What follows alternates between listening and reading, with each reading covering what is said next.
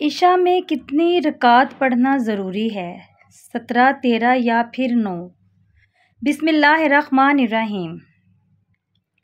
نماز دین اسلام کے بنیادی ارکان میں سے ہے۔ اللہ اور اس کے رسول صلی اللہ علیہ وآلہ وسلم پر ایمان کے بعد اہم ترین رکن ہے۔ اس کی فرضیت قرآن و سنت اور اجماع امت سے ثابت ہے۔ یہ شب معراج کے موقع پر فرض کی گئی۔ قرآن و سنت اور اجماع امت سے ثابت ہے۔ یہ شب معراج کے موقع پر فرض کی گئی۔ قرآن و سنت اور اجماع کی روح سے اس کی ادائیگی کے 5 اوقات ہیں۔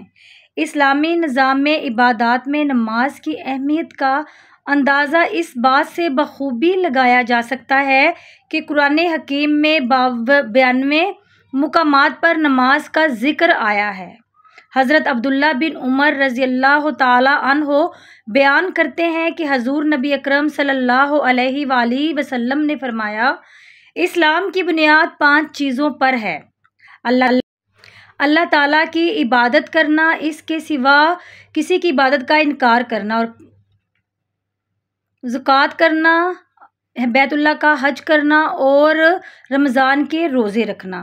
حضرت عبادہ بن صامت رضی اللہ تعالی عنہ سے روایت ہے کہ رسول اکرم صلی اللہ علیہ وآلہ وسلم نے فرمایا، اللہ تعالیٰ نے 5 نمازیں فرض کی ہیں۔ جس نے ان نمازوں کے لیے بہترین وضو کیا اور ان کے وقت پر ان کو ادا کیا، کاملاً ان کے رکوع کیے اور ان کے اندر خشوع، تو اللہ عز و جل اس کی بخشش کا عہد فرمایا ہے، اور جس نے یہ سب کچھ نہ کیا، اس کے لیے اللہ تعالیٰ کا کوئی ذمہ نہیں، چاہے تو اسے بخش دے، چاہے تو اسے عذاب دے۔ نماز کی اہمیت اس قدر زیادہ ہے کہ حضور نبی اکرم صلی اللہ علیہ وآلہ وسلم نے اپنے وصال کے وقت امت کو جن چیزوں کی وصیت فرمائی، ان میں سے سب سے زیادہ تاکید نماز کی فرمائی، بلکہ حضرت علی مرتضیٰ رضی اللہ تعالی عنہ مروی حدیث کے مطابق آخری الفاظ جو آپ صلی اللہ علیہ وآلہ وسلم کی زبان مبارک پر بار بار آتے تھے وہ یہی تھے: نماز کو لازم پکڑو اور اپنے غلام لونڈی کے بارے میں اللہ تعالیٰ سے ڈرتے رہنا۔ ناظرین، اب بات کرتے ہیں غیر موقدہ سنت اور نوافل چھوڑنا۔ واضح رہے کہ فرض نماز تو فرض ہے اور وتر کی نماز واجب ہے۔ ان دونوں کو چھوڑنا تو کبیرہ گناہ ہے۔ اگر وقت پر نہیں پڑھی تو بعد میں قضا پڑھنا لازم ہے۔ ان کا مستقل چھوڑنے والا فاسق ہے۔ سنت موقدہ کا اہتمام کرنا واجب کے قریب ہے۔ بلا کسی عذر کے سنت موقدہ کا چھوڑنا بھی جائز نہیں ہے اور باعث گناہ ہے۔ جو شخص بلا کسی عذر کے سنت موقدہ کو چھوڑتا ہے وہ گناہ گار ہے اور اللہ تعالیٰ کے یہاں بلند درجات سے محروم ہے، اور رسول اللہ صلی اللہ علیہ وآلہ وسلم کی شفاعت سے محرومی کا خطرہ ہے۔ یہاں تک کہ فقہاء اکرام نے فرماتے ہیں کہ اگر کوئی شخص ان سنتوں کو صحیح تو سمجھتا ہے لیکن بلا عذر سنت موقدہ کو چھوڑنے کی عادت بنا لیتا ہے تو یہ گناہ گار ہوگا، لیکن اگر کوئی شخص ان سنتوں کو حق نہ سمجھتے ہوئے چھوڑ دے تو یہ عمل انسان کو کفر تک پہنچا دے گا۔ البتہ اگر کوئی عذر ہو، مثلاً وقت کم ہے اور صرف فرض نماز ادا کی جا سکتی ہو یا کوئی ضرورت ہو، تو اس وقت سنتوں کو چھوڑ سکتا ہے۔ باقی سنتیں غیر موقدہ اور نوافل میں پڑھنے اور نہ پڑھنے میں اختیار ہے۔ اگر کوئی پڑھے گا تو اسے ثواب ملے گا اور اگر نہ پڑھنے پر بھی کوئی گناہ نہیں ہوگا۔ تاہم انہیں بالکل نہ پڑھنے کی عادت بنا لینا بھی مناسب نہیں ہے۔ لہٰذا اس صورت میں سنت موقدہ اور غیر موقدہ دونوں کا ثبوت احادیث مبارکہ میں موجود ہے۔ اس کے لیے موقدہ سے متعلق زیادہ تاکید آئی ہے اور بلا عذر چھوڑنا یا مستقل چھوڑ دینا باعث گناہ ہے۔ سنت اور غیر موقدہ کی ادائیگی میں فرق یہ ہے کہ اگر نمازی 4 رکعت سنت موقدہ ادا کر رہا ہے تو دوسری رکعت کے قاعدہ میں تشہید پورا پڑھنے کے بعد اور درود ابراہیمی سے قبل کھڑا ہو جائے۔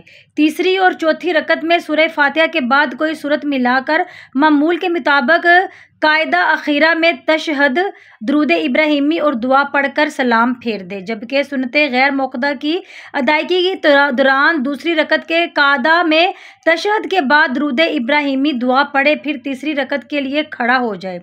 تیسری رکعت کے لیے کھڑا ہونے کے بعد سورۃ فاتحہ پہلے ثنا اور تعوذ تسمیہ پڑھے۔ بقیہ نماز موقدہ سنتوں کی طرح ادا کریں گے۔ کچھ لوگ یہ سوال کرتے ہیں کہ کیا عشاء کی نماز ہم مختصر پڑھ سکتے ہیں؟ اگر طبیعت ٹھیک نہ ہو تو کیا 17 رکعت سے کم پڑھ سکتے ہیں یا پھر 17 رکعت پڑھنا ضروری ہے؟ ناظرین، نماز عشاء میں 17 رکعت پڑھی جاتی ہیں، یعنی 4 رکعت سنت غیر موقدہ جو فرضوں سے قبل ہیں، اور اس کے بعد پھر 4 رکعت فرض، پھر 2 سنت موقدہ فرضوں کے بعد، اور پھر 2 نفل، اس کے بعد پھر 3 وتر، اور اس کے بعد پھر 2 رکعت نفل۔ یہ ٹوٹل 17 رکعت ہیں۔ اب ان میں اگر کوئی شخص سنت غیر موقدہ کو چھوڑ دیتا ہے تو کوئی گناہ نہیں ہے اسے، لیکن پڑھنا چاہیے۔ رسول اللہ صلی اللہ علیہ وآلہ وسلم کا فرمان ہے جس کا مفہوم ہے کہ قیامت کے دن اگر کسی شخص کی نماز فرضوں میں کوئی کمی رہ گئی ہوگی تو نوافل کے ذریعے اس کمی کو پورا کیا جائے گا، یعنی نوافل بھی پڑھنے چاہیے۔ ان کے پڑھنے کا بہت زیادہ اجر و ثواب ہے اور بہت زیادہ فضیلت ہے۔ سنت غیر موقدہ اسے کہتے ہیں، یعنی مان لو اگر کوئی شرعی عذر ہے تو آپ چھوڑ سکتے ہیں، یعنی سفر میں ہے، طبیعت ٹھیک نہیں ہے تو آپ ان کو چھوڑ سکتے ہیں، کوئی گناہ نہیں ہے۔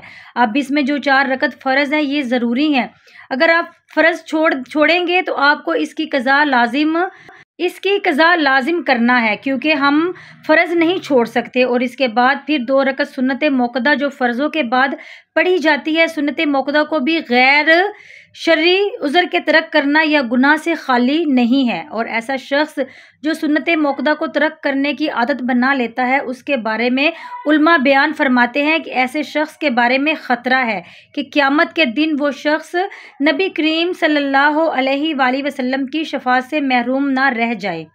تو سنت موقدہ کسی غیر شرعی عذر کے ترک کرنا گناہ سے خالی نہیں ہے۔ وتر واجب ہے، اور اگر وتر آپ چھوڑیں گے تو ان کی قضا آپ کے اوپر لازم ہے۔ تو کم از کم 4 رکعت فرض، 2 سنت فرضوں کے بعد، اور اس کے بعد پھر 3 رکعت وتر واجب، یہ ہمیں ضرور ادا کرنے چاہیے۔ اور نوافل اگر آپ پڑھیں گے تو بہت زیادہ اجر و ثواب ہے اور بہت زیادہ فضیلت ہے۔ اگر چھوڑ دیں گے تو اور نفل پڑھنے چاہیے، اگر نہیں پڑھیں گے تو گناہ نہیں ہے۔ تو 4 رکعت فرض، اس کے بعد 2 رکعت سنت موقدہ، اور پھر 3 رکعت وتر واجب، یہ نماز عشاء میں ضروری ہیں، ان کو آپ ضرور ادا کریں۔ وتر واجب ہے، اور اگر وتر آپ چھوڑ دیں گے تو ان کی قضا آپ کے اوپر لازم ہے۔ تو کم از کم 4 رکعت فرض، 2 سنت فرضوں کے بعد، اور اس کے بعد پھر 3 رکعت وتر واجب، یہ ہمیں ضرور ادا کرنے چاہیے۔ اور نوافل اگر آپ پڑھیں گے تو بہت زیادہ اجر و ثواب ہے، بہت زیادہ فضیلت ہے، اگر چھوڑ دیں گے تو کوئی گناہ نہیں ہے۔ اللہ پاک ہمیں بہتر عمل کرنے کی توفیق عطا فرمائے، ہمیں 5 وقت کا بانماز جماعت ادا کرنے کی توفیق عطا فرمائے، ہمیں نیکوکاروں میں شامل کرے اور ہمارا خاتمہ ایمان پر فرمائے، آمین۔ ناظرین، کمنٹس باکس میں اللہ تعالیٰ کے 99 ناموں میں سے ایک نام ضرور ٹائپ کریں۔